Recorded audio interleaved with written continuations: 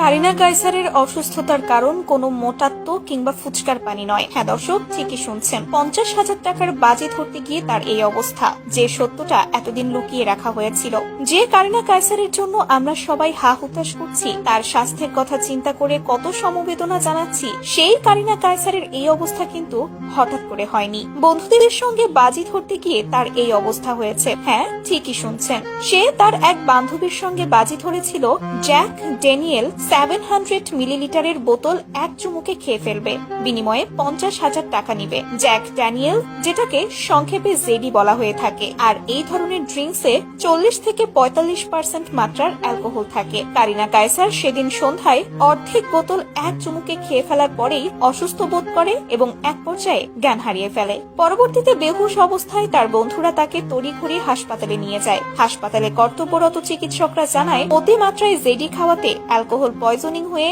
Liver অনেকাংশেই damage হয়ে গেছে তার, আর এটাই তার হঠাৎ অসুস্থতার একমাত্র কারণ। তার অসুস্থতার খবর ছড়িয়ে পড়ার পর অনেকেই বলাবলি করছিল অতিরিক্ত মোটাত্ব এবং ফুচকার পানি খেয়ে নাকি তার হেপাটাইটিস এ এবং ই ধরা পড়েছে, কিন্তু আসলে না, এটা কোনো ধীর রোগের কারণে হয়নি। এই যে এখন সে আইসিইউতে পড়ে আছে, এর একমাত্র কারণ এই প্রতিযোগিতা।